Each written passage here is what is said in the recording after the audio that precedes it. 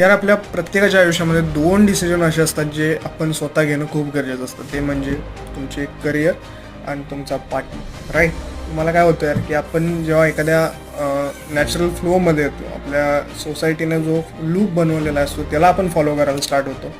जेव्हा आपण हेच विसरून जातो की यार आपल्याकडे डिसिजन घेण्याची कॅपॅसिटी आहे, की आपण एक सेल्फ इंडिव्हिज्युअल आहोत जे स्वतःची लाईफ डिसाईड करू शकतो, डिझाईन करू शकतो. आणि होतंय काय यार की आपण बऱ्याचदा आपल्या करिअरला आपल्या पॅशनशी अलाइनमेंट्स करत नाही, राईट?